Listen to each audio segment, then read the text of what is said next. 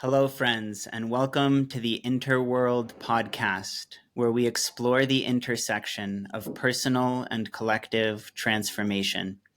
My name is Yasha S. Wagner, and I'm a PhD researcher in the field of psychology, well-being, and spirituality, as well as the founder of the Interworld Institute for Inner World Peace. You can learn more about our nonprofit initiatives by going to interworld.org.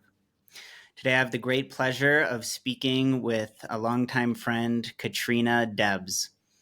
Katrina is the founder of Inner Radiance Wellness and an Ayurvedic practitioner and herbalist who works with clients in Anchorage, Alaska.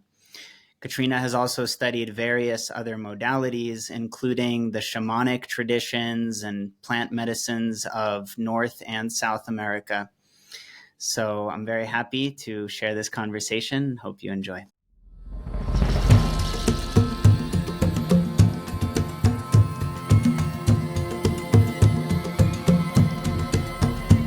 Hi, Katrina. Hi. Welcome to the podcast.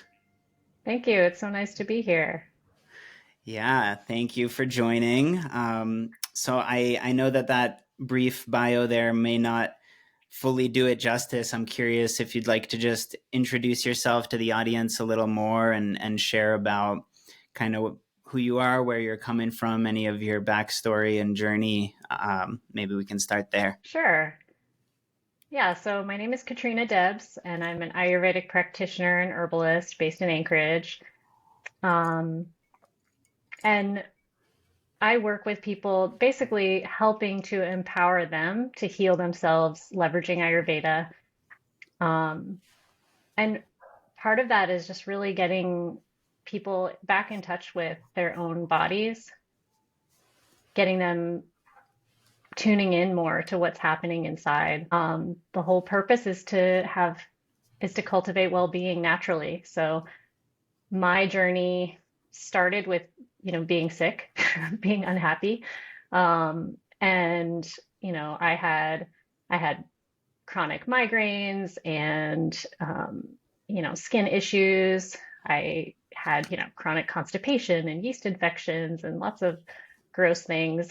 Um, and I basically, I was excited about herbal medicine. I did research on my own. I had friends that were herbalists, and I eventually just decided, wow, I think I need to go if, I need to get my own practitioner.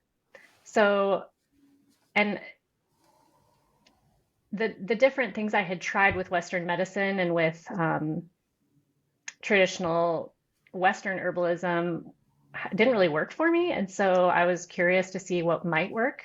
And I ended up finding that I'd heard about Ayurveda, and I found an Ayurvedic practitioner in the little town I was living in, little rural community in Western Colorado. And so I went to the Ayurvedic practitioner there, and honestly, she didn't give me a whole lot of things, but what she gave me was just enough and helped just enough that it was like, oh, wow, there's a lot.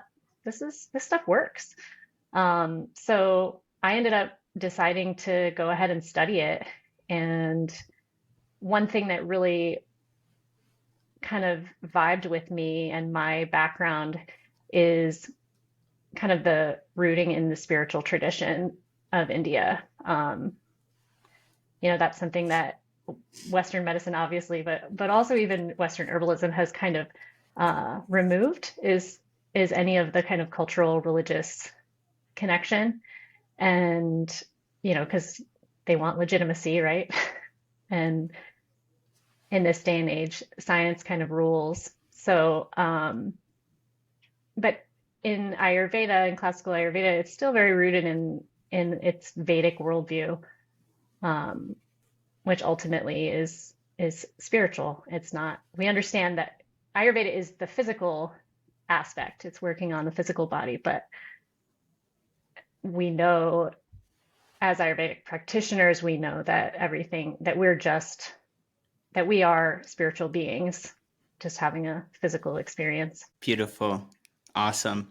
So why don't we dive deeper into that direction of actually just introducing Ayurveda, the context of what Ayurveda is, especially in terms of the spiritual traditions and the Vedic traditions from which it stems or that it's a part of. I'd love to just like really dive into and unpack what that means. What are the other components to that spiritual Vedic worldview, and where Ayurveda fits into all that. Sure. Yeah, so Ayurveda is one of the four Vedic sciences, and each one of these can be studied for an entire lifetime. So the four Vedic sciences are yoga, Ayurveda, and then the other two are a little lesser known, but Vastu Shastra, which is can be best explained by referencing feng shui, right? Uh-huh. Um, so how to set up your physical space for most auspiciousness. And then Vedic astrology, which is Jyotish. So those are the four Vedic sciences that come, we call them the Vedic sciences because they come from the ancient Indian Hindu Vedas, the holy scriptures. Wow. Beautiful. And Go ahead, keep going. yeah, so Ayurveda is um, it's a Sanskrit word that means the science of life. And it's translated a few different ways, but I like that one. And it's around 5,000 years old. It was created by people known as the rishis, the seers. Um, but if you think about it, even modern medicine is based on observation, and so that's one way of understanding that word seers is these people were observing the body in life and death at all stages of life, um, and using the plants around them to heal themselves, using lifestyle and diet, food to heal themselves and each other. And so, um, yeah, so that's Ayurveda. And what I like most about it, what excites me the most about it, is that it's really been created to be an accessible um, modality. It What sets it apart from the way that modern medicine is structured is that we use a really, really simple language that lay people, regular people can understand. And that makes it so that it's just a really simple entry point. And, it was created to be accessible to everyone so that people can eventually be their own healer. Um, but even just do home remedies easily at home for their kids, for their parents, with their family. And that is the case in India. Beautiful. Yeah, this is so I love kind of understanding the larger system that it's a part of and how you're referring to that as the four Vedic sciences. That I think is important to note already that like you're calling the rishis that originated Ayurveda 5,000 years ago seers in part because they're observing reality, which is in some ways a scientific act. So even though there's this great spiritual component to the whole science, even though it's sort of this ancient spiritual science in and of itself, it's still a science in the broader sense of the word. And that each one of these four Vedic sciences can take a lifetime or lifetimes to study, I think is also really important. Like before we started recording, we touched on yoga, and you mentioned how you've done more than one yoga teacher training, but you're not really an expert or a teacher of yoga in the larger sense of yoga as a Vedic science. And I think that's important for people in general to kind of be gaining this understanding of the traditions we're talking about, the advanced, complex, nuanced, scientific nature of a lot of these traditions, and the fact that there's a science behind each one of these Vedic traditions, and that even something that's become popularized like yoga, someone with not just some experience doing yoga, but more than one teacher training might not be, from a traditional perspective, really an expert in the ancient Vedic science of yoga. So I think that these are important observations and deep topics. But why don't we? And so you said the others are Vastu Shastra and then also Vedic astrology. So yoga, astrology, and Ayurveda are all part of these ancient sciences, and it's incredible that they could be 5,000 years old. But why don't we just really dive into the Ayurveda in particular? So you're saying it's designed to be accessible for everyone in general. So why don't we maybe start there? Like, what are some of the big underlying principles of this science of life, and how can we present that in like this kind of fundamental, simple framework? Does that make sense? Yeah. Yeah. So Ayurveda is a holistic science, which is important to understand what that is.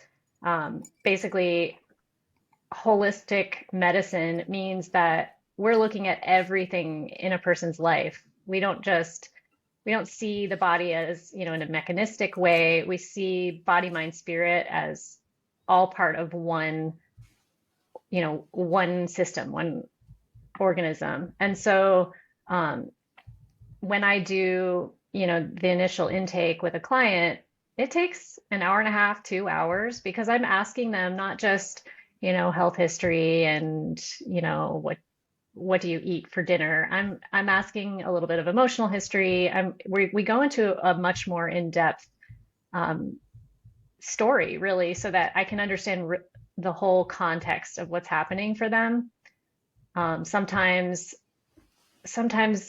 it's not what they're eating or whether they're exercising or drinking water. Sometimes it's they're not in the right job, or there's a relationship that's really harming their well-being. So that's an example of how a holistic science like Ayurveda looks at your entire life, and considers that in regard to your well-being.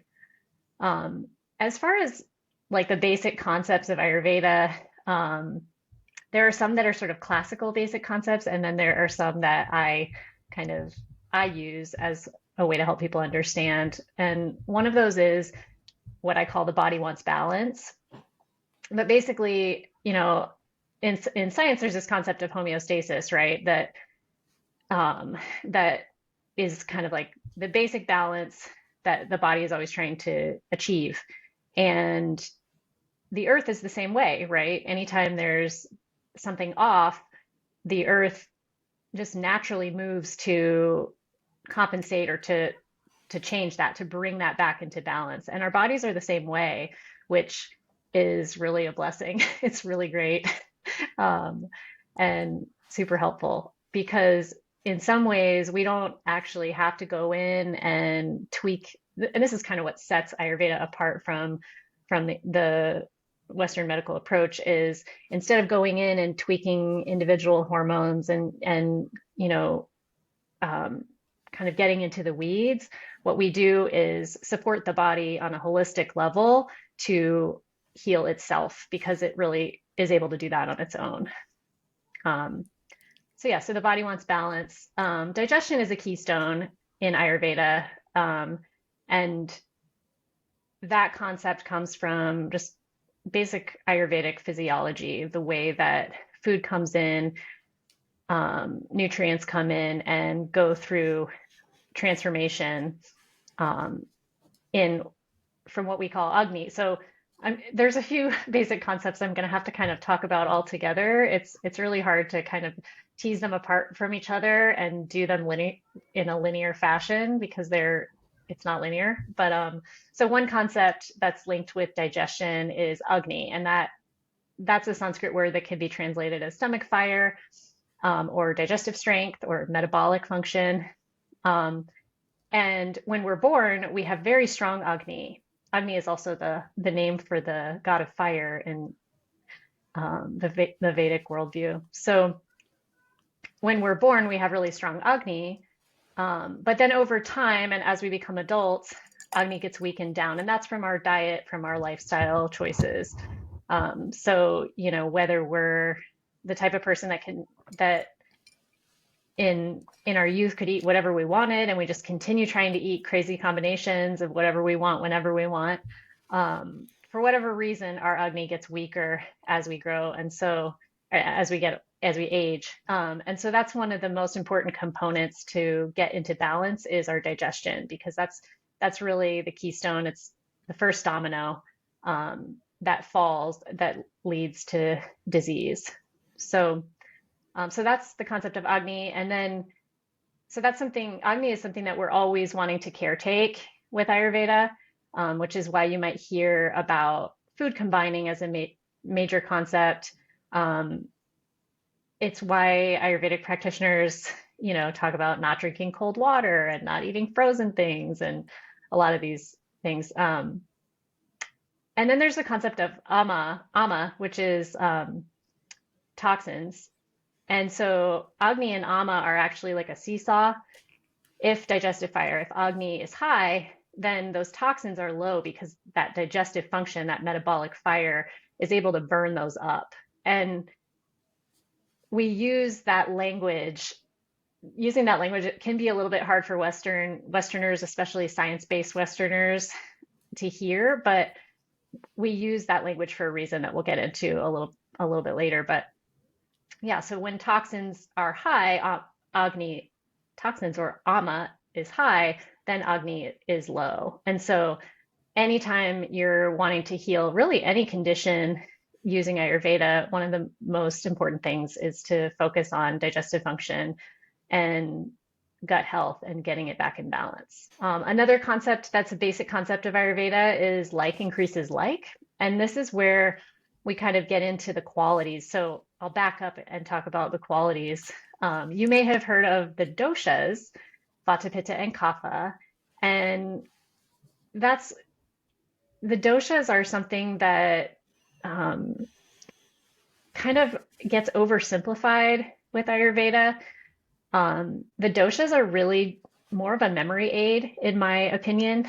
So in our world, we have all these qualities that we can basically describing words that we use. And we call these, in Ayurveda, we call these the 20 qualities. So things like hot, cold, dry, wet, sticky, cloudy, rough, stable, unstable, mobile, unmoving, like there's these 20 qualities. And so that's the language that the body actually speaks in. The body, when there's an imbalance in the body, it speaks in symptoms, right? And the symptoms that we have qualities. So if you are having acne in your skin, right, it has qualities. It's oily, maybe it's inflamed, and any condition whatsoever, any symptom has qualities. And so that's really the language of the body, and that's what a lot of Ayurveda is learning the language of the body. Ayurveda is really a framework, a structure to understand what's happening inside our bodies. So we have these 20 qualities, and what's nice about using that as an organizing principle, those gunas or 20 qualities, is that you don't have to have any kind of special accreditation. You don't have to have a degree to know what these qualities mean. You just have to have a body and language. So let's test it out. Yasha, I'm going to do a little experiment. Let's do it. So what are the qualities? Give me some describing words for the beautiful carved wood thing behind you. How would you just, so if you were just talking about how it feels when you come into contact with it, with your physical body, is it wet? Is it sticky? Funny enough, it's actually a little bit sticky because okay. It's got like a stain on it. That's Is it hard or soft? Well, I guess you could say it's hard. Yeah, it's wood, right? Yeah. Yeah. So let's talk about maybe is there a desk that I have a desk right in front of you? Okay. So what are the qualities of the desk? Hard, flat, dry, luckily. What more should I say? Yeah. Exactly. I mean, those are some important ones. It's not subtle, right? It's gross, it's dense. Big and dense and exists physically. And so that shows us how we already know these 20 qualities. We already have that in our language ability. And then And then what the ancients did is they took those 20 qualities and they distilled them down. It's really more of a memory aid because it would be a lot to kind of keep track of these 20 qualities in our heads. So they use the elements as an organizing principle, the five elements, right? Earth, air, fire, water, and space. And so each of the elements has, you know, can be described by a group of those qualities. And so those are called the Mahabhutas, but and they tend to be like a little bit more obscure for modern people because we are now living indoors and we're not so exposed to the elements anymore. But they were really useful when this science was created. And then from there, they've taken these five elements and actually grouped them further. And that's where the doshas come from. The three doshas, Vata, Pitta, and Kapha, are really just groupings of the elements, which are groupings of those 20 qualities. And we use the doshas in a few different ways in Ayurveda. We use them to describe the world around us, including the food, drinks, experiences we may have. We use them to describe symptoms and physical experiences we're having in our bodies. And they're all associated with, each of the doshas is associated with a different time of life, a different season, things like that. So when you hear the doshas, it might seem overly simplistic. It's kind of like with astrology, oh, I'm not just a Cancer, right?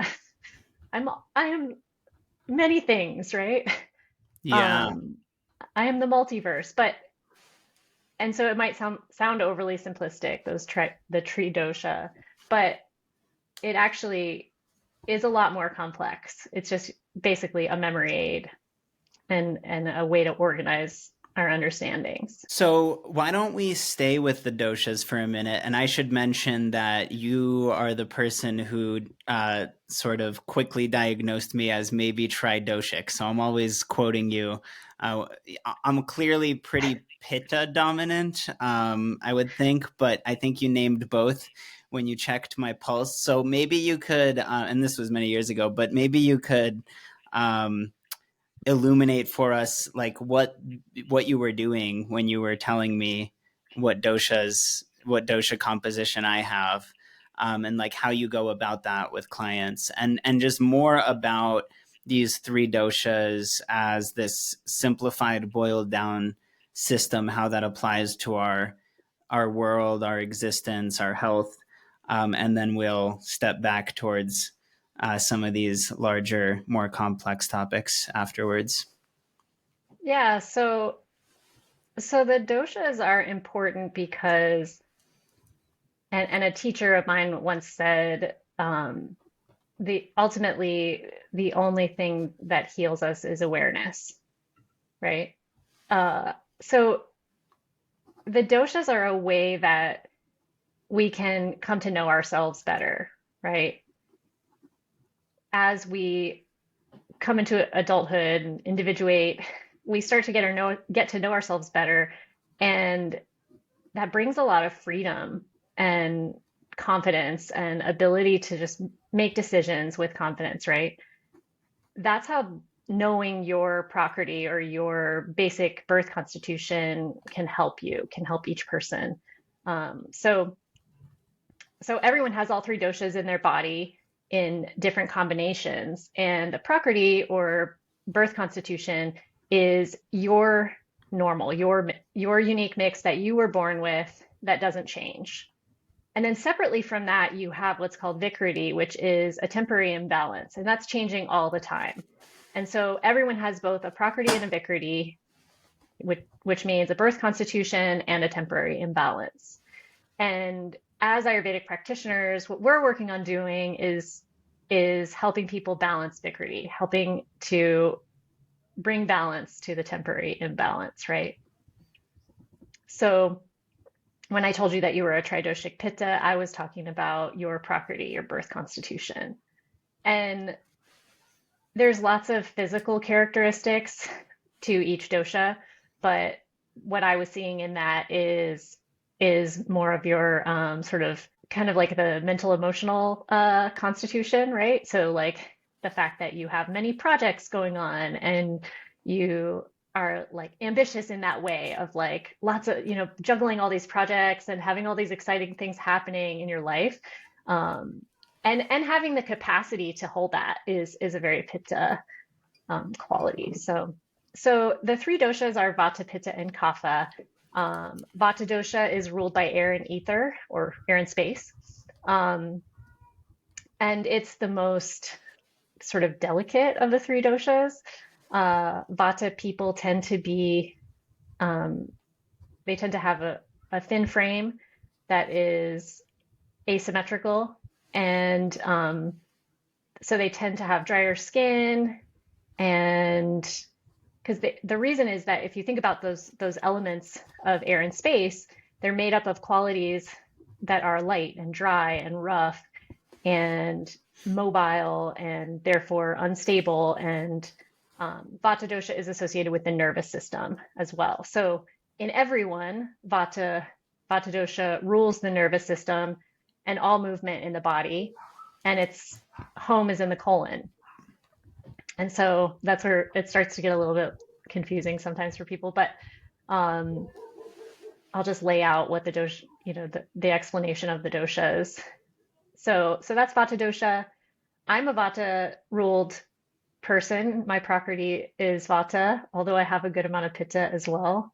And I'm not a tridoshic type. I'm what people in my lineage would call a straight vata type. So that's vata dosha. Pitta dosha is ruled by fire and water. And people usually think of it as fire, but it also contains water. So there's this oily, wet quality as well. Um, so the qualities are hot, sharp, penetrating. Gosh, can I remember them all off the top of my head? uh, so so Pitta dosha people tend to be like Pitta Prakriti people tend to be medium framed. Um, they tend to have slightly oilier skin. They have very strong digestion, right, because of the fire element. And the fire element is associated with, you know, digestion in the stomach, but also every transformative process that happens in the body. So cognition, eyesight, all the metabolic processes that are occurring in the body. So Pitta type people do tend to be quick-witted.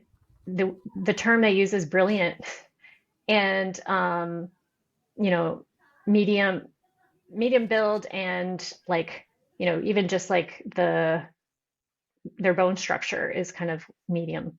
Um, and then Kapha type people, Kapha dosha is ruled by water and earth. And because of that, it has a lot of heavy, cold, wet qualities, sticky, cloudy. There is a tendency to be more solid, grounded, rooted, and have a hard time moving.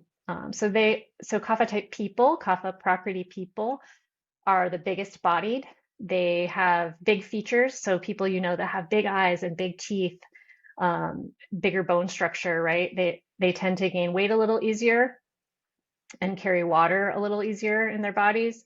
Um, and they're considered the most beautiful, actually, according to Ayurveda, because they don't have the asymmetry that us Vata types have. They have, you know, beautiful symmetry and thick, lustrous hair and skin.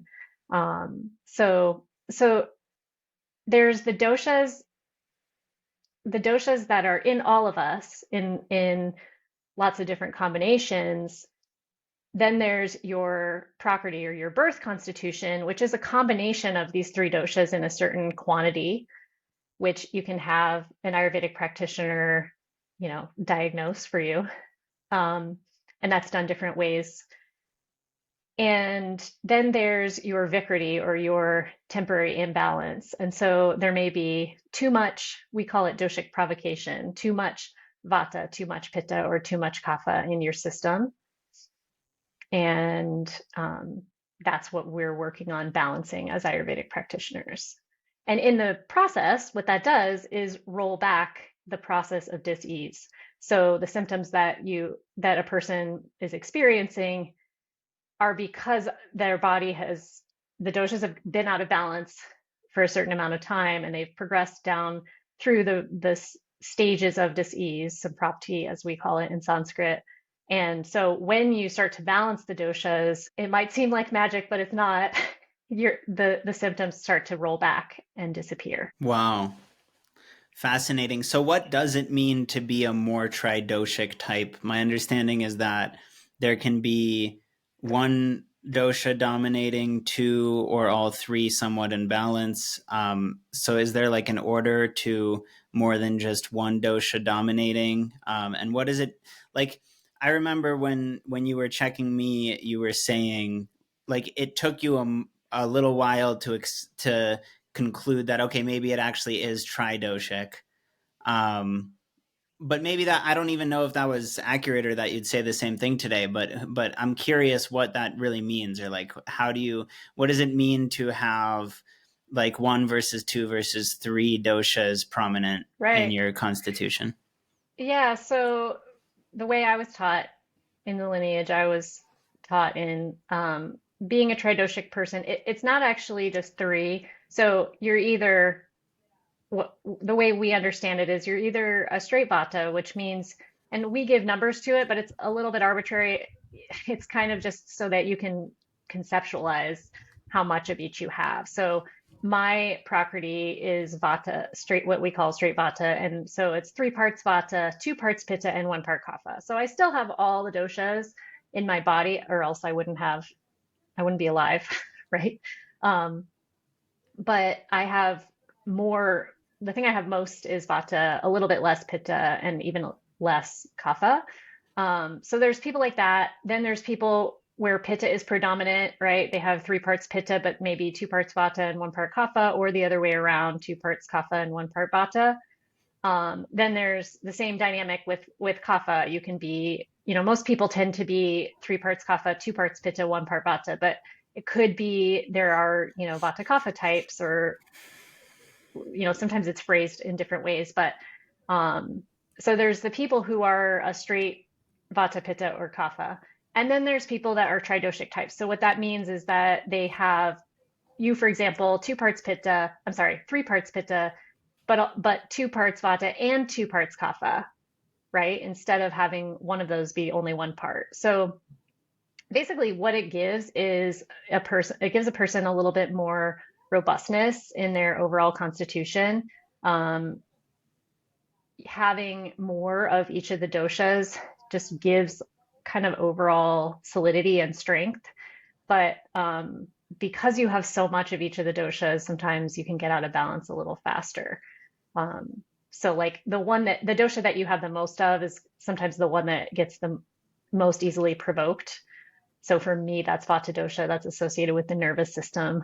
Um, so, I have to be vigilant about staying away from caffeine, or else my nervous system gets all whacked out, as an example.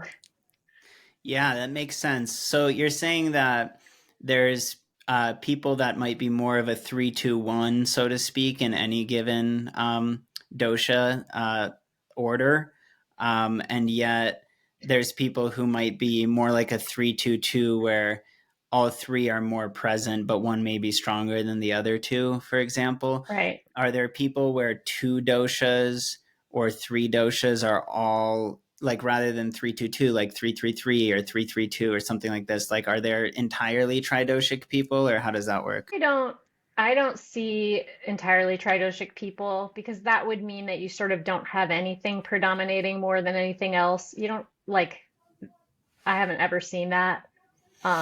But I have seen, like a 3-2-3 or something like that, where, Vata Kapha is one example of that, where a person has quite a bit of Vata and quite a bit of Kapha and a little less Pitta. Mm-hmm. But like I said, these numbers are a little bit arbitrary. They're just kind of to help. Symbolic. They're not arbitrary, but you know, that part isn't as scientific. It's kind of just to give you an idea. Sure. It's a placeholder. It's symbolic. I understand. Another question I would have is that in many systems, like, for example, some systems of astrology or like the little I know about the Enneagram, there's like these approaches to maturing and becoming more whole that require us to be aware of our tendencies and not necessarily to counteract them. I would think there's an element of embracing who we are by nature, but then there's also this quality of balancing that out, complementing it or compensating what's missing, to create more balance. Would that also apply to like a journey, not just of healing an imbalance temporarily, but overall kind of spiritual growth and psychological maturation that would be depicted by the balancing out of what we may naturally be missing? And how do we work with that? Is there a Yeah. component of that? Mm-hmm. Yeah, definitely. So just as an example, in my journey in Ayurveda school, in the program that I did at Alandi Ayurveda Gurukula, during that time, I was with a small group. It was an apprenticeship program, so I was with a small group of people, and of course, everybody had different doshic balances, right? So we got to know each other, but we also got to know each other's prakriti. And so, yeah, as a Vata type person, in the getting to know myself process with Ayurveda, I learned like, hey, I value art and music and spontaneity, and that's okay. That's part of who I am, right? And I'm starting to study Vedic astrology a little bit and starting to see like, oh, interesting. It's also mirrored in my birth chart in other ways too, so that makes sense. But purely from an Ayurvedic standpoint, that's just who I am, and it's something I value, and that's okay. Um, in fact, that's great. It's an asset, and other people have other assets. But so like no matter what my vikriti is, no matter what my temporary imbalance is, throughout my whole life, I'm going to need to caretake my nervous system and be a little more aware about how my personal boundaries and self-care and that kind of thing, than say a pitta or kapha type person might have to be.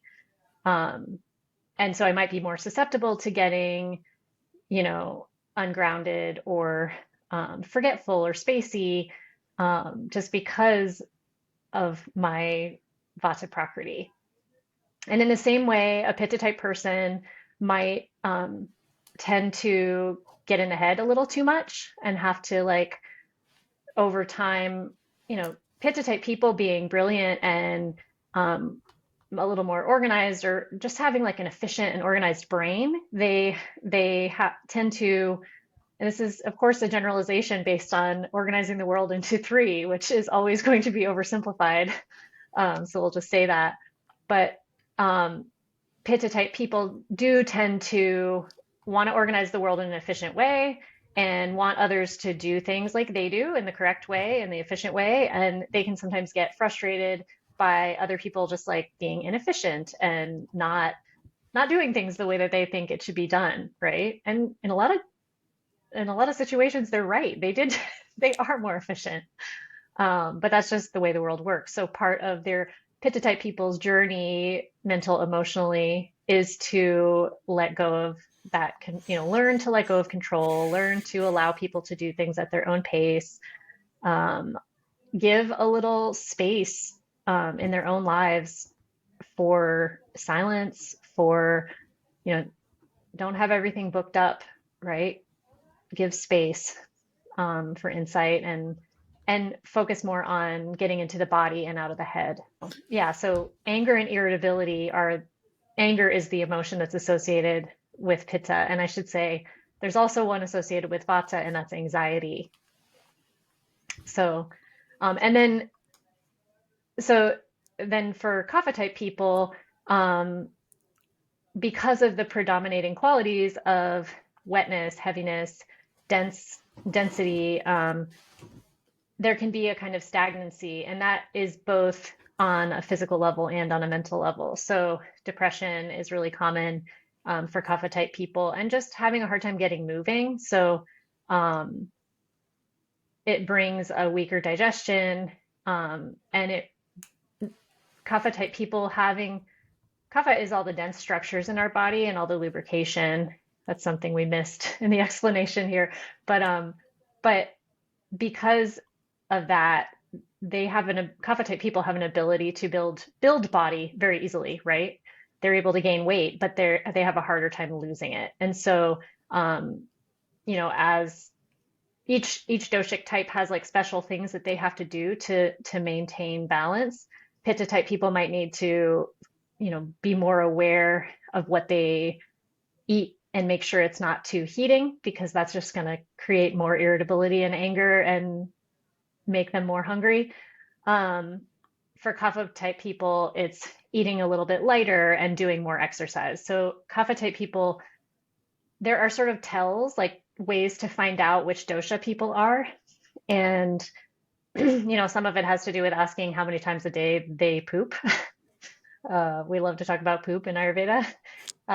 But so that's the tell for Pitta type people, because Pitta types usually go at least 2 or 3 times a day, as opposed to with Vata and Kapha type people, it's once a day generally. But then for Kapha type people, the tell is, have you struggled with your weight your whole life?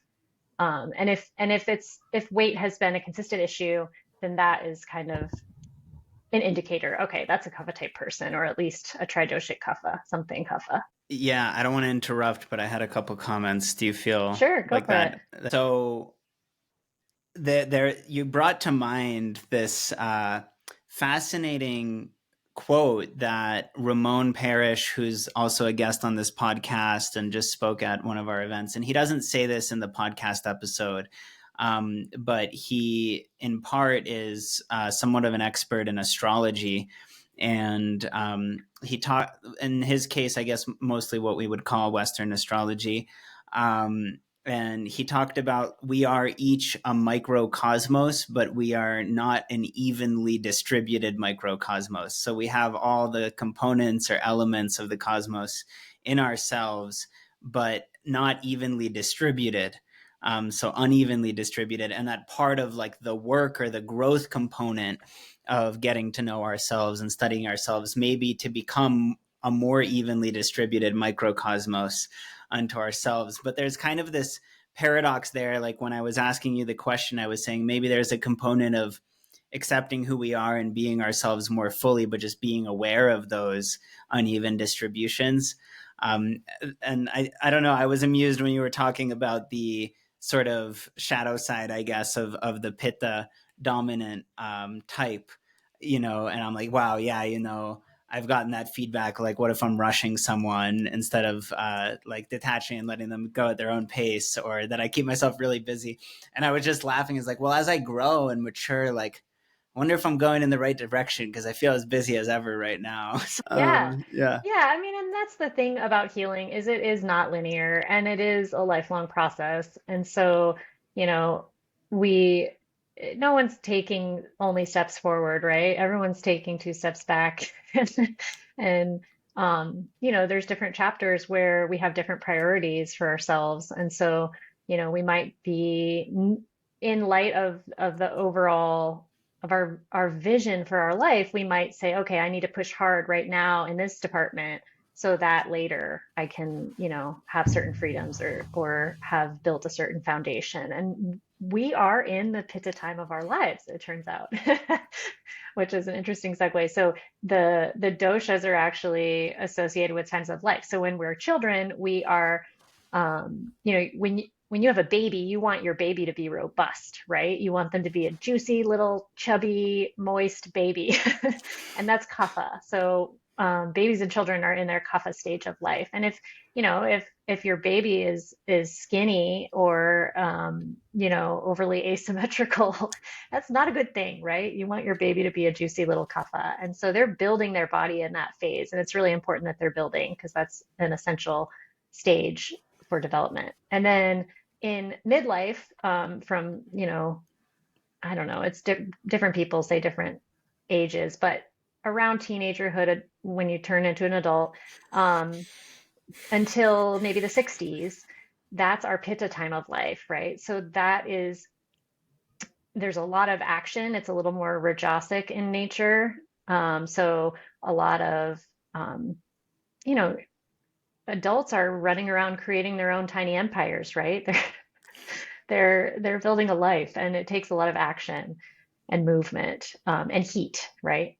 And then as we transition into the third stage of life, into elderhood, that's Vata time of life. So things start to, just like the fall in a year, the autumn, um, the predominating qualities get a little colder and drier and more subtle and light, right? Older people's bodies start to dry out, their tissues start to deteriorate a little bit, just like the leaves on the trees start to dry out and fall, in the autumn.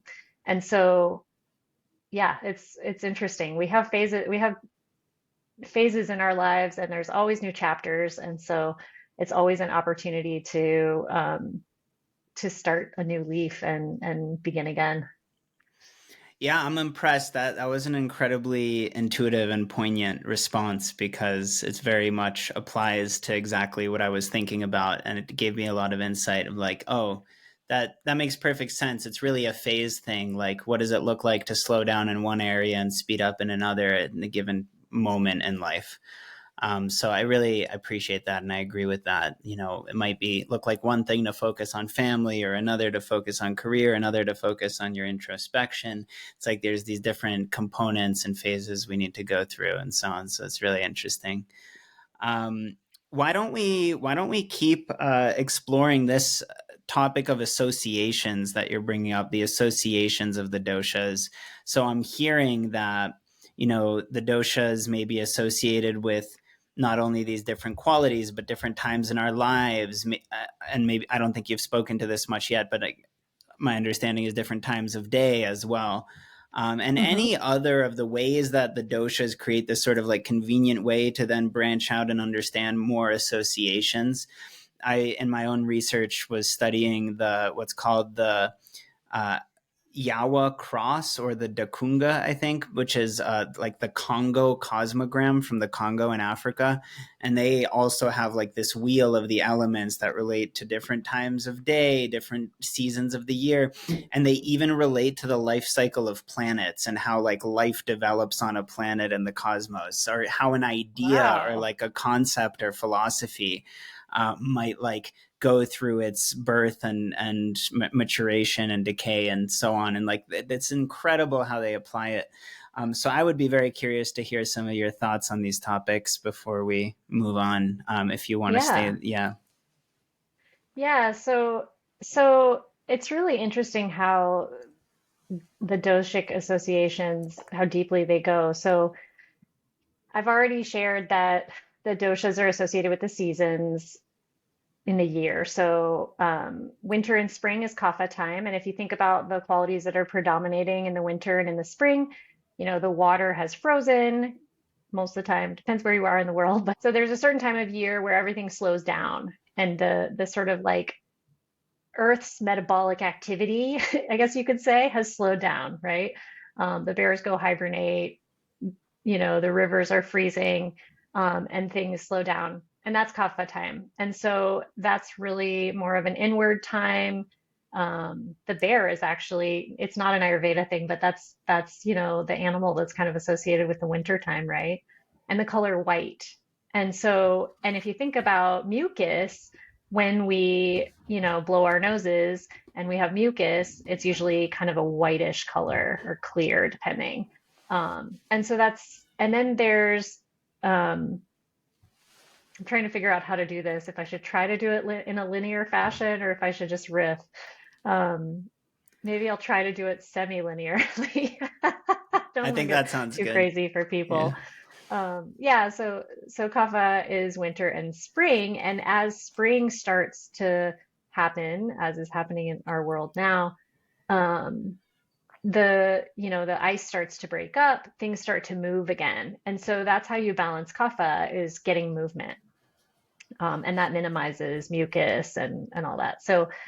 Um, so and then we come into summer, and summer is pitta time, right? Everything is waking up, everything is starting to move, and grow, and there's a lot of activity and heat in the environment. And then like I said, Vata time is fall or autumn, and things start to dry out and get kind of windy and cold.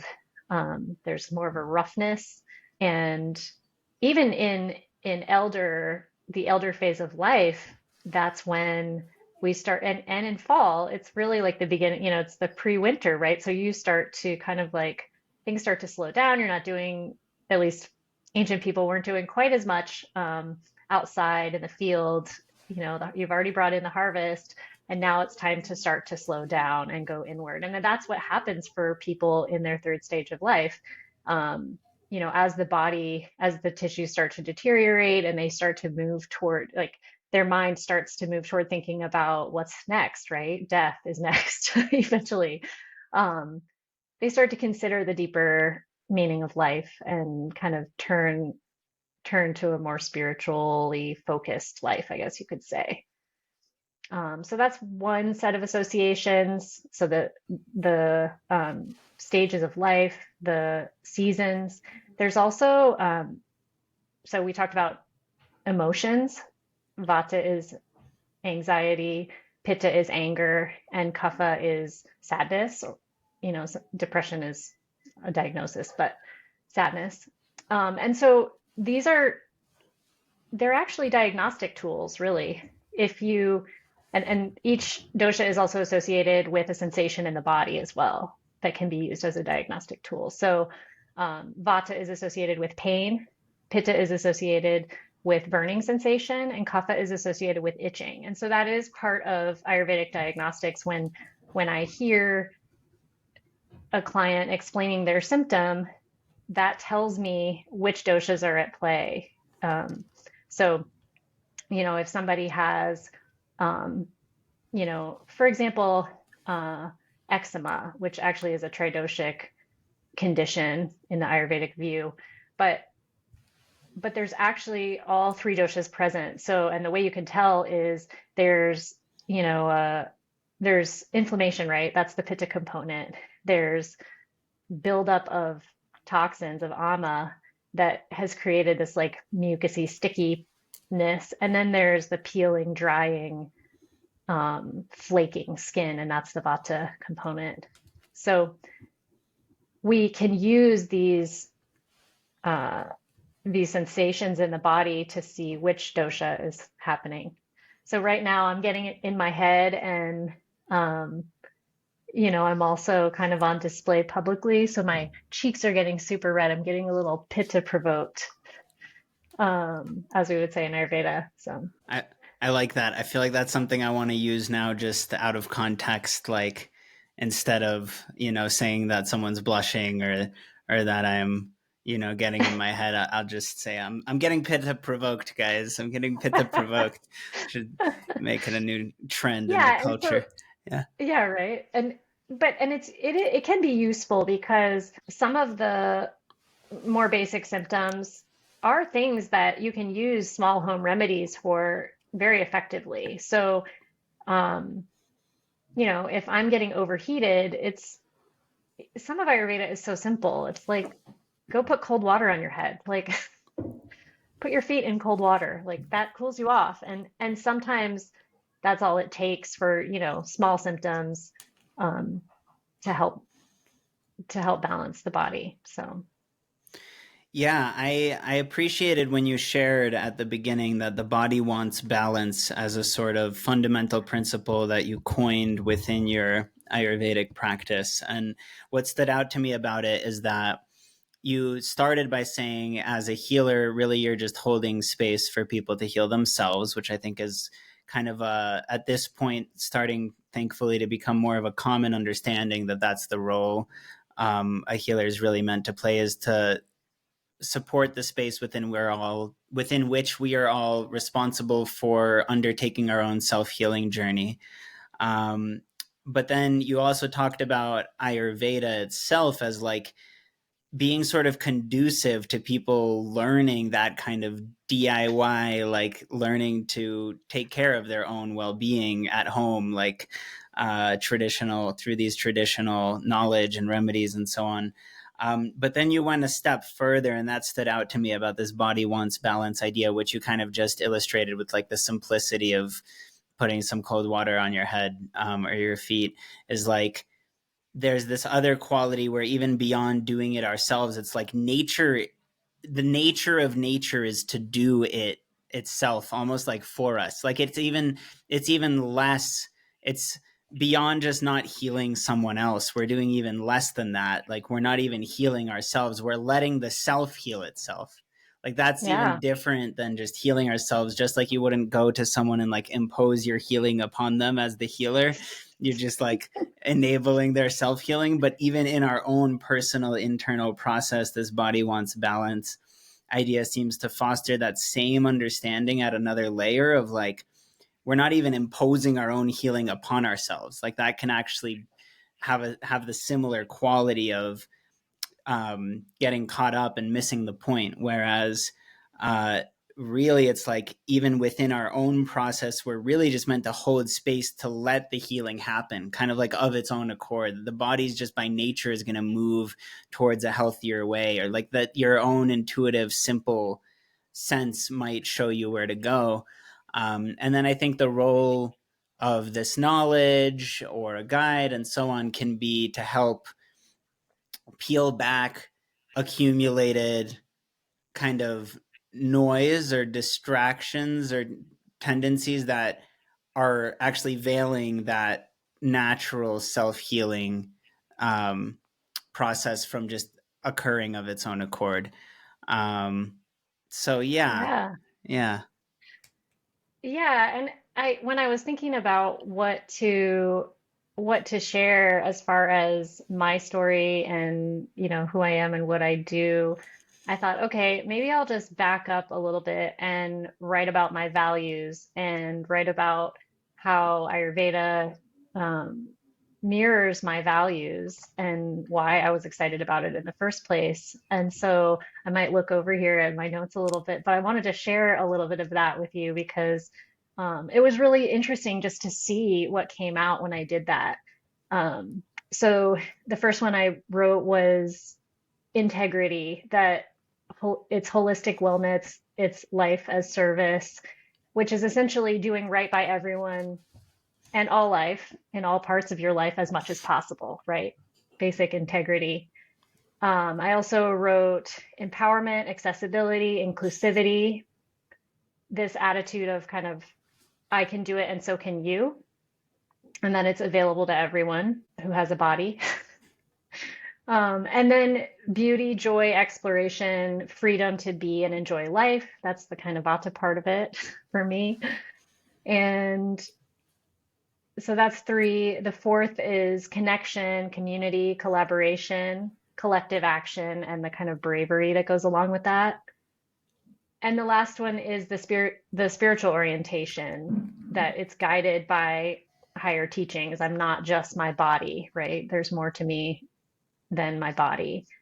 And when I was looking at how Ayurveda really reflects these, I saw that Ayurveda reflects these values. It's holistic wellness. So it's looking at how our whole lives affect our physical health. Um, it's empowered and accessible, at-home remedies, and simple concepts that lay people can understand and teach to others, really. Um, and then with the beauty and the beauty, joy, exploration, freedom one, it's really, one of the things they talk about a lot with Ayurveda, even though there's a lot of emphasis on, food combining, right? Like milk doesn't go with meat because it's just too hard to digest, and like fruit doesn't go with milk. And like, it can sometimes working with a practitioner can seem like, there's so many rules, but really what is that for? That's to support Agni's digestive function to happen easily and well. And as our Agni gets strengthened, the natural byproduct is getting rid of all the toxins. And in Ayurveda, they say you need to enjoy eating. We eat, there's an emphasis on eating all six tastes because the tastes also have associations to each of the elements and to each of the doshas. And so, sweet, sour, salty, bitter, pungent, and astringent are the six tastes in Ayurveda. And so they say you should enjoy your food. Your food should be enjoyable. So rather than putting you on, if you think you have parasites or something and you go on a cleanse, a lot of kind of like fad diets will have you completely stop the sweet taste in all its forms. No fruit, no sweeteners whatsoever, and then what happens is an imbalance. It actually provokes the nervous system because we actually need sweet taste. Sweet is building, right? You build your body with sweet tasting things, including sugar. So life should be enjoyable, and things like fat and sweet taste are essential to health and well-being. And then connection with others is also really mirrored in Ayurveda because it really was the original family medicine with at-home remedies. And if I embark on the classical Ayurvedic cleanse, Panchakarma, it's I'm going to need support. I'm going to need to, talk to my partner, talk to my family and say, hey guys, I'm taking off work for so many days. I need, here's what I need. And so, whether it's family members supporting each other through, childbearing or sickness, whatever it is, this is a family, it's a community experience, and we do it together. And then the spiritualities part, that was what really excited me about Ayurveda initially. I had already had a little bit of background in Buddhist, um, like Buddhist study and Buddhist practice. And I was always really impressed by how the Tibetans seem to kind of like know what happens after death, which is amazing how they figure that out. Um, but the Vedic worldview is the same. They have an awareness of how, and I don't know it well enough off the top of my head to explain it all, but how spirit actually comes into form in the human body in a physical way, is known to Ayurveda, and so that aspect that it's not that the teachings about how to heal yourself are not sort of just floating on their own without the context of a culture or tradition or spiritual approach, that they are actually rooted in a tradition, in many traditions, but in culture. That also, for me, was a really grounding, nice part of it. Beautiful.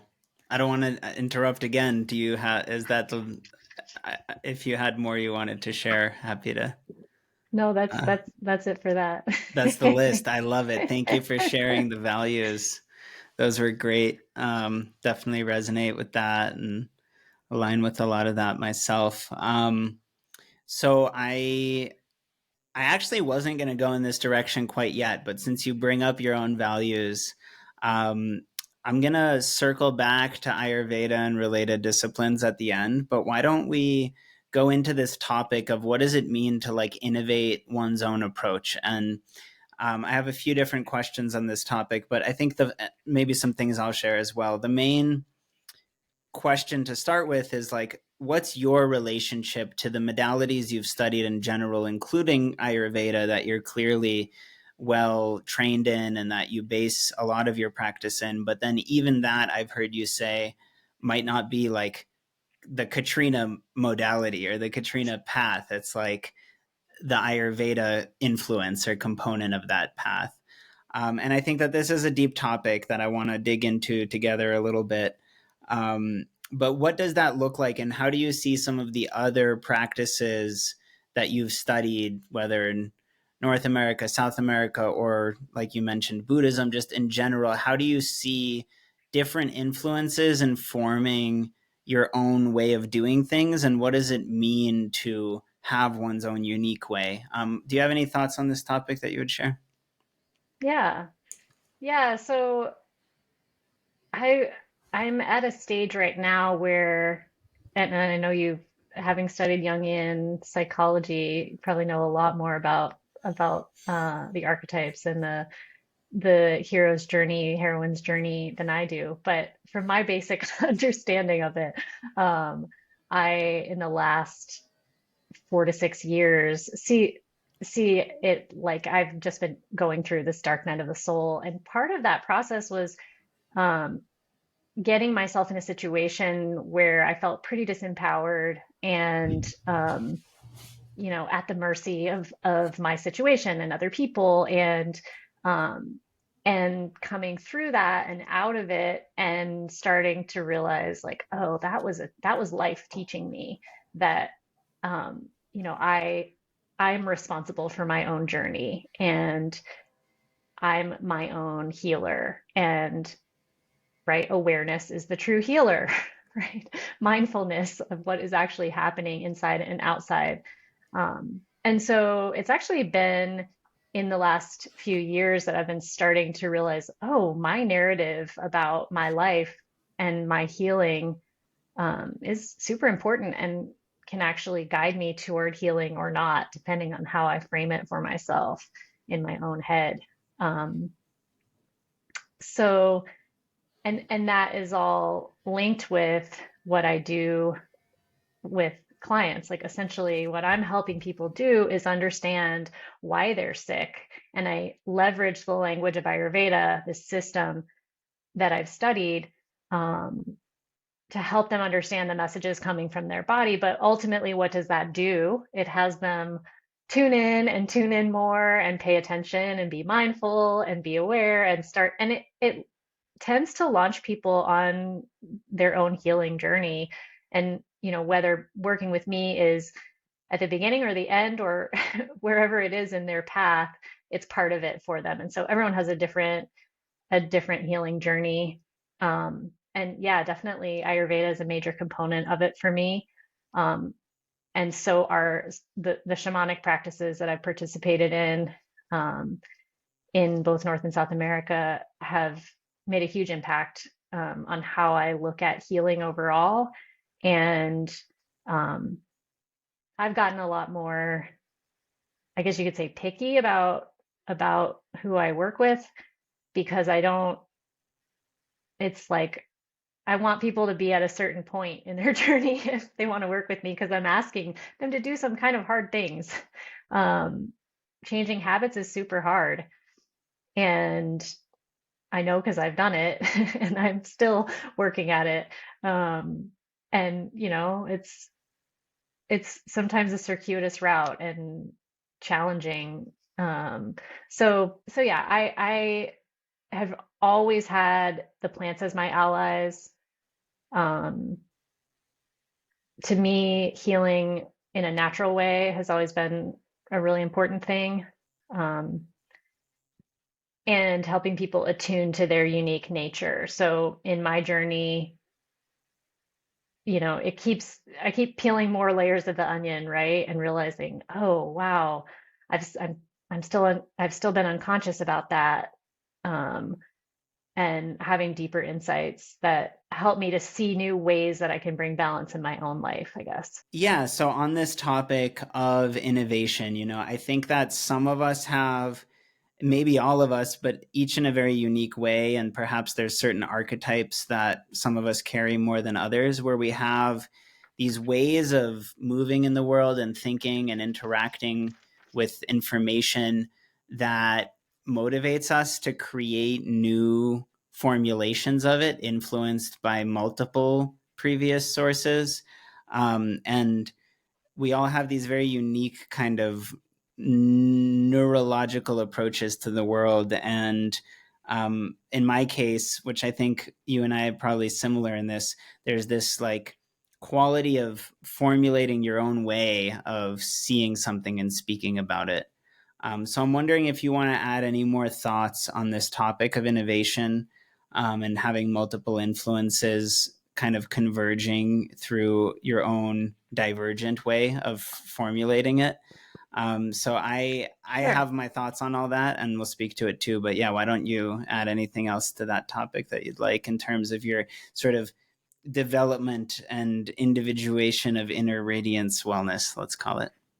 Sure, thanks.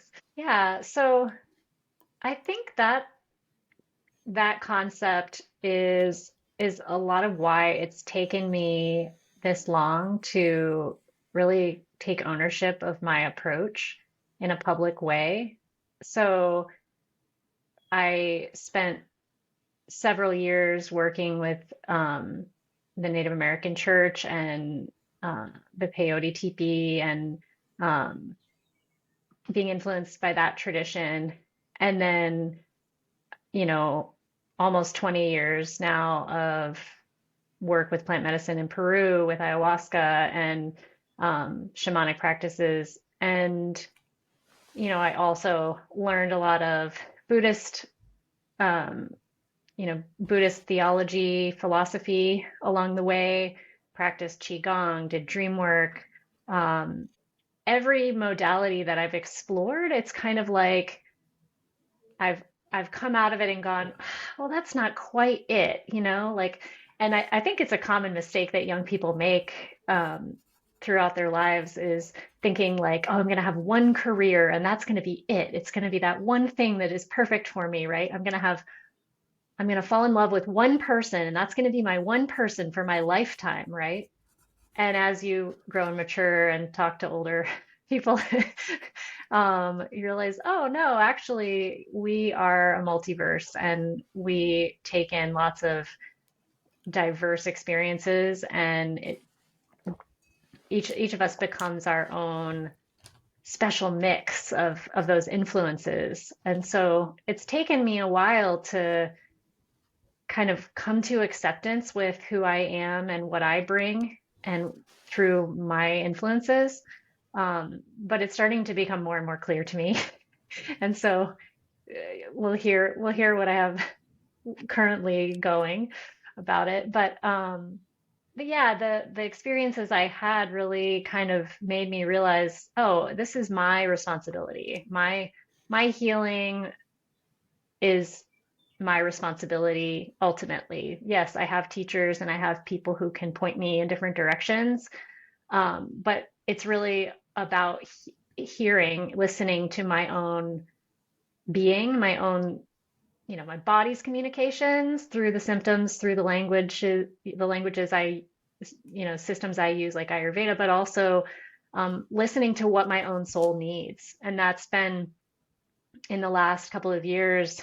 Some of the most important medicine for me has been joy, cultivation of joy, and really just honoring who I am and what brings me joy, and kind of not striving so much for what I think I should be doing, and focusing more on giving my being space to do what I love. So for me, that's making music and gardening. And so like I'm going to be offering a singing circle on the 19th, the first of a monthly gathering for women and non-binary folks. And that's, you know, that's something that has been developing for years and years, and it's something I love to do. Curate spaces for people to sing together in a really devotional way that's not performative. That's really just them feeling the vibration together and uplifting ourselves. So that's something that I've been cultivating, and then just like letting myself be the kind of like crafty, artistic nerd that I am. I've recently gotten really excited about weaving and spinning and diving into the world of fiber arts, and started playing ukulele and getting back into pottery, which is a great love of mine. And gardening has been consistent throughout my whole life. So even if I'm in a chapter of like, okay, I got to build this thing, I'm working on this project, or I have these various projects or family or whatever it is that I'm working on, part of my personal practice has been really cultivating joy and allowing myself the space to cultivate joy. And boy, the feedback from family members is that I am a lot more sane and calm, lovable human to be around when I'm doing that. So, um, so yeah, that's been kind of like a surprising piece that I wasn't really expecting.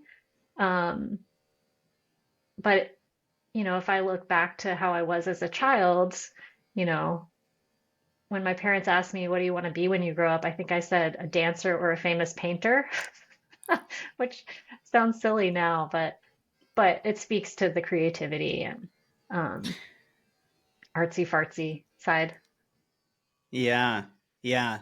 So I'll speak to this too. It stood out to me when I was asking you about your work because you clearly have a lot of expertise in Ayurveda, and you clearly have training in multiple traditions or some experience studying multiple traditions, and you also, have also some empowerment or like lineage based uh, degree certification empowerment to share Ayurveda.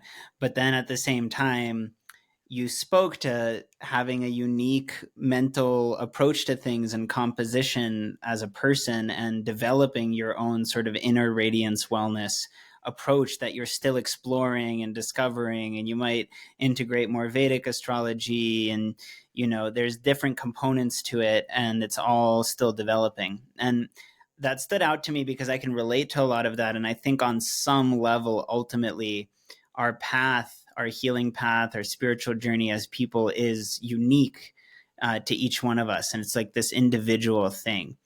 And that's Yes. actually what's most universal and cross cultural about it. And it actually reminds me of, so in a particular tradition that I study closely myself, one of the main traditions that I'm directly a student of, let's say, there was this conversation that happened last year where someone talked about as if I wanted to make my own tradition or like start my own tradition. And those weren't my words by any means. But even in that particular tradition, like there's a text written by the founder of that particular lineage, let's say, where he writes that like in the future there's this real something along the lines of that there's this realization that ultimately there's really only one religion in the whole world. But then in the same paragraph he says, and at the same time there's the same number of billions of religions as there are people. The true religion is one religion, and it's as many religions as there are people in the world. And I really like that. I'm like, yeah, that's it. That's exactly it. It's like, what is the one true religion that is as many religions as there are people, because it's unique to each individual. And so I think there's this nature of innovation. I think a lot of shamanic lineages emphasize that. From my experience, I've heard the Ruiz brothers talk about this, where in each generation, um, there's this encouragement to innovate what the next continuation of that completely timeless ancient thing looks like for that new generation. And even as a researcher, there's this quality where in research, we really do need to give credit to where information is coming from. But then what does it look like to allow a symbiosis between those multiple influences to create this kind of emergence of something new through us? And I think that that's important. And with all the sort of talk of appropriation and so on one hand, that might look like going back to our own roots. And I think that that can be valuable culturally and studying your ancestry and those traditions. This time where we really are going to be um, in contact globally in an interconnected way with many different influences. And so I think it is up to us now to um, see how they intersect and combine in new ways, inevitably. So those are some of my thoughts. It's a deep topic we could go more into, and I'd love to another time. There's several things that you've brought up in this conversation that relate to my own research. You were talking about how when you intake clients, you're not just looking at their lifestyle, but also their relationships, their vocation, their work, things like this. And like, in my own work, I'm looking at those components as tetrads, where we tend to think holistic means maybe at best body, emotion, mind, spirit, but really that's just one axis. And at the same time, I see this as tetrads. So I'm working on a model where like it's all part of those are all your personal well-being, but then there's relational, there's vocational, there's universal components. So it's a whole study that we could explore on another day, I think. And I hope that you come back. We're going to have all kinds of different approaches and modalities that we explore in this podcast. And some of what I was just speaking to, I'll also be kind of sharing as its own curriculum with solo episodes. So yeah, I think we can keep exploring. But I'd love to, before we wrap up here, circle all the way back to Ayurveda specifically. And maybe we can I have a few more questions about it to wrap up. And if you want to touch on any elements of Ayurveda that you want to make sure that you've shared about or elaborated, during the episode before we close, so that this is kind of a chance to go into any of those nooks that you want to make sure not to miss. Sure. Yeah. So one big piece is diet, lifestyle, and herbs. Um, so when we talk about, in the Western approach, we say treatment, but you could say lines of maintenance when you're working on balancing and healing illness. The three tools that we use in Ayurveda are diet, lifestyle, and herbs. So that's a pretty important component, and it goes in that order. Frustratingly enough, diet is first, then lifestyle, and then herbs. And so, a lot of people, especially from our Western standpoint, we want, I mean, just as a human, honestly, we want to just continue doing things as we've always done them and get well, right? That's what everyone wants. No one wants to change, particularly. So yeah, so the first thing to address is diet. The second thing to address is lifestyle, and then herbs are really just a support. We're not taking a pill and having everything fixed for us. It's really more kind of similar to the shamanic approach of having plant allies. Um, Ayurvedic practitioners make a unique herbal formula for each client, and that herbal formula not only addresses their vikriti, their temporary imbalances that are associated with the doshas, but then also, and it balances all three doshas for them, helps balance all three doshas, but also addresses any health issues they have specifically through the medicinal properties of those plants. And so that is another missing piece there too, that plants have qualities, right? Not just from the Western standpoint, we tend to think of it as medicinal properties, like, you know, turmeric has curcumin, which is a compound that's been isolated and extracted. And we've studied it and we know that it has anti-inflammatory effects. But we in Ayurveda use herbs in their whole form because there's a lot of intelligence that those plants developed over millennia. And we find that, basically the concept is people aren't smart enough to really know which components to extract and how to use them in a way that's not imbalancing. The plant developed this balanced set of compounds over time, and we need to respect that because the plants know what they're doing. And that tends to be more effective than isolating compounds, because then you're really getting into something that's more complex than humans have really been able to figure out. So so diet, lifestyle, and herbs specifically being used for their gunas. So like, for example, when we're talking about the gunas of foods or the qualities of foods, there are some that you already know just intuitively because of having a body. So like chilies, for example, Yasha, are chilies heating or cooling? Heating. Yes, right. That was easy. How about a even though they're called cucumber? even though they're called chilies. Right. um That's counterintuitive. How about a Cucumber. cucumber? Cooling. Yes. So yeah, so if you have like a sunburn, you're not gonna go and put cayenne pepper on your sunburn because that would create inflammation and more burning sensation. So you're gonna put something that you intuitively know is cooling and moistening onto that irritated skin, and that's gonna help bring balance to the situation. So that's just an example of how foods how all the foods around us that we eat have inherent qualities. They're heating or cooling, they're drying or moistening. And we can go into even more than that, but it's nice to just keep it at that simple level so that people can digest it. Um, haha, no pun intended there. But you can you can look at herbs the same way, and that's the Ayurvedic approach with herbs is each herb has qualities. And so as Ayurvedic practitioners, we make unique herbal formulas for each client that balance the qualities. And it's the qualities that are causing the symptoms in their body.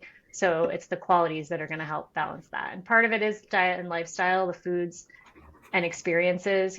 Lifestyle is really what time you go to bed, whether it's consistent, when you eat your meals, whether that's consistent, um, you know, how much stress you are experiencing in your life. What does your life look like? So a lot of health and well-being is really coming from balancing that. And it's not easy because it means making changes, but the benefit that comes is really having generating resilience in our lives and being able to it gives us the chance to go and do all the great things we want to go do.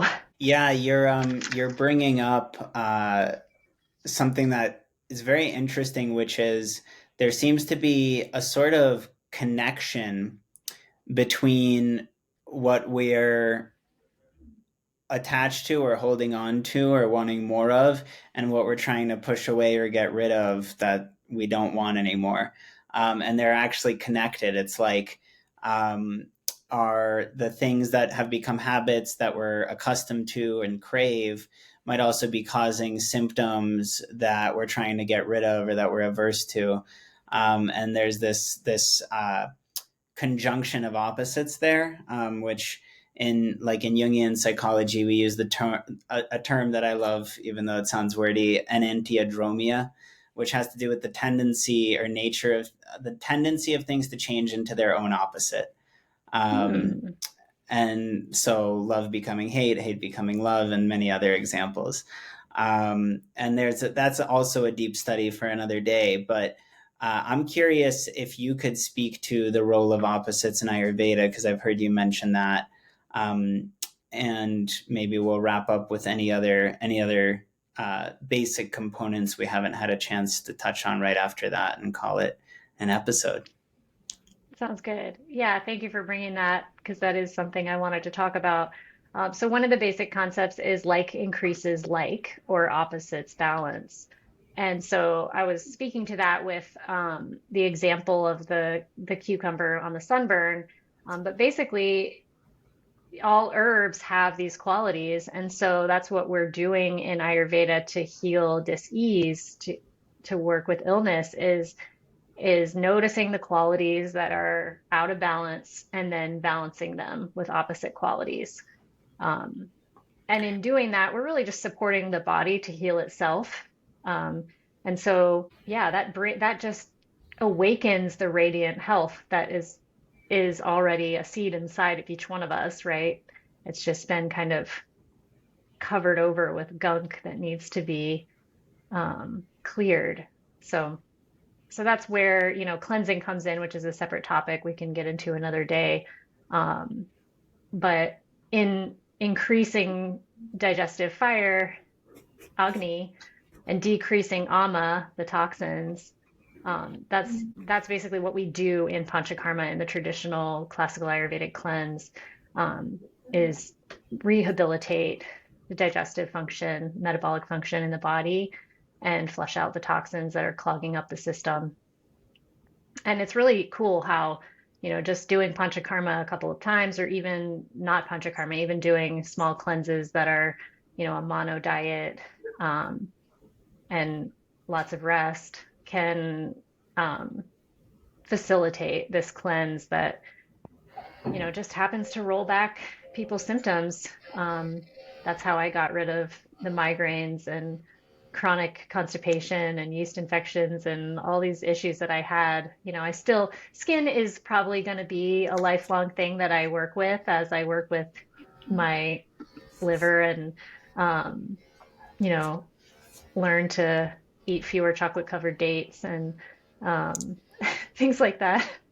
But Mhm. uh, but yeah, like we have, each person has like their sort of weak spot in their body. We call it a kavagunya in Sanskrit. But so one of mine is probably skin. So it's probably always going to be a thing, but now I know a lot more and can work with it with diet and lifestyle and herbs. So, last question. I don't know if you have described the gunas much, but I'm curious if this balancing of opposites would relate, for example, to the balancing of rajas with tamas or tamas with rajas in order to achieve a more sattvic quality. And that's one way I could see that sort of relate or fit in there.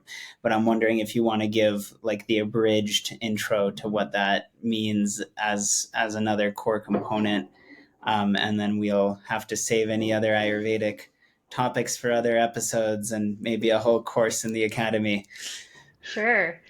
Yeah, so the triguna is a concept in Ayurveda and in just Vedic worldview in general.